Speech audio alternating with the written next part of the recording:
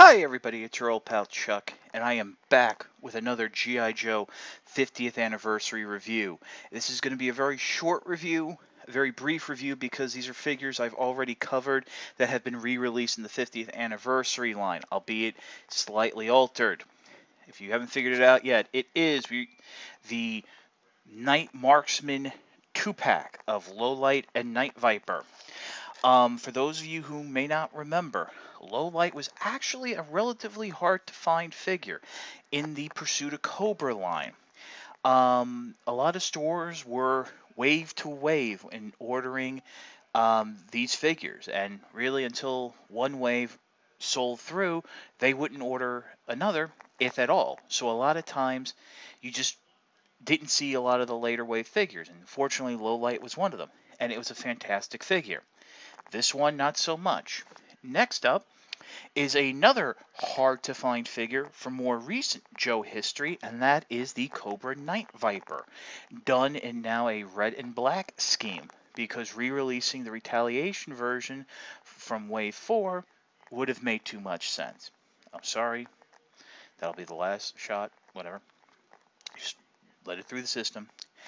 Actually, this figure is no longer that hard to find. Thanks to Five Below picking up the Wave 3.5, 3 whatever, and Wave 4 cases of Retaliation figures, you can actually find Night Viper and find him at a very reasonable price.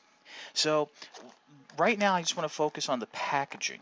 And I have to say right off the bat, this is probably some of the worst packaging I have ever seen from a functional sense. Aesthetically, I love it. I think it's great. I love that shade of blue. I love the etching here in the black of Snake Eyes. It's not etching, but that black screen print. I love the layout of the bubble. Here's what I have a problem with: this embossed star. It's not that it's embossed; it's just that the packaging is cut in the shape of the star, which means you don't have a flat surface here, and that makes storing very difficult. I usually like to alternate cards when storing them, because I store the figures in them, either one side by side or like this. There is no way I can do that now. To store these 2-packs, which as of this recording are only 2, so it's not that big of a deal, I have to lay them completely flat and just stack them one on top of the other, face up. Kind of annoying. Now, like I said, I've already reviewed these figures. Lowlight was actually one of my first Joe reviews. So basically what I'm going to do is we're just going to look at the differences in the figures. Lowlight has a lot going on with them. And not good. What I will do in the description, and you know me, I never really put things in the description, I will put links to the original reviews so you can get the overall look of the figure, the accessories. All the accessories are here, including Lowlight's bullet case with removable bullet. Because, hey, losing accessories is fun. So give me 1 second, let me pop this open and pop out the figures. Okay, and we're back. And let me just tell you, getting the figures out of the packaging is as difficult as it might look. But like I also said in the intro, all the accessories are included. In fact, there are some accessories there that I don't remember there being. Yeah, it's like I'm going to have to rewatch my own review. One thing I am very surprised about is going by my good friend Justin Bell from General's Joe's early reviews, was that the quality of the plastic was softer. And as I mentioned in my 3-pack review, while that was the case, it wasn't that bad. It was actually a step up from Marvel Universe, but a step down from the regular line. Well, let me just tell you, these figures feel exactly the same as their mainline retail releases. The only difference I can say is that the hands are a touch softer, but I did try with their respective sniper rifles, and they did hold them well as the original releases. Now, keep in mind that was just like a little quick thing. I wasn't going for crazy poses, but all the articulation is the same. And we're going to start now with the Night Viper here, since he's really the most different um, in terms of look. And as you can see, where he was green and black, it's now red and black. I am a little disappointed that this is not the same color layout as we saw in the early prototype pics. Most of the same insignias, gold Cobra logo now on the chest. But like I said, it's the same articulation, the same design. Now, for low light, at first look you would say this is the exact same figure.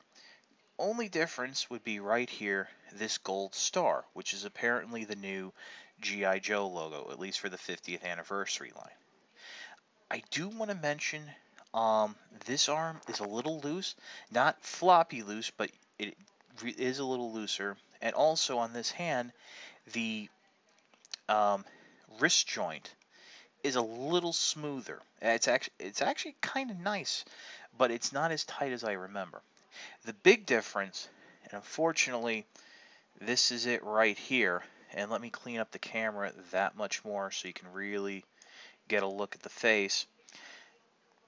Most of the detail, because of the different plastic, has been lost. This is supposed to really bear a close resemblance to Tom Berenger, if you remember from the Sniper films. And a lot of the facial detail, the grooves, the wrinkles, is just gone. It's a much softer look. There is some paint missing here on the back of the hair. But, I mean, this was the first thing I noticed when I got the packaging, is that it just looks so much different. Well, not so much different, but there is a noticeable difference in the face here.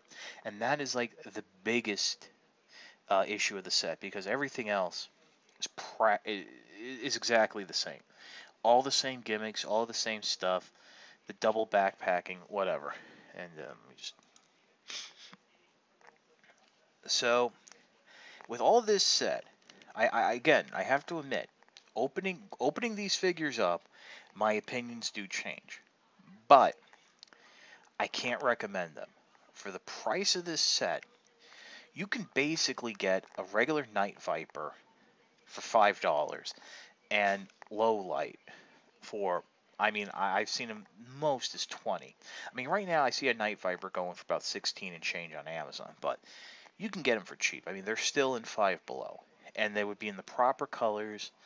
The original quality plastic. You'd have the much better facial details, and that's about it.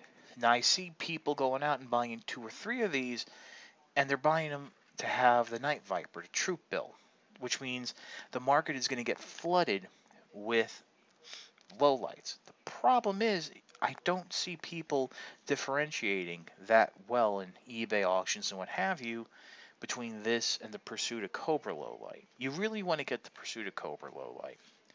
So that's it. I know this was a little shorter review, but this is my review of the Night Marksmen set of lowlight and the Night Viper. See you next time.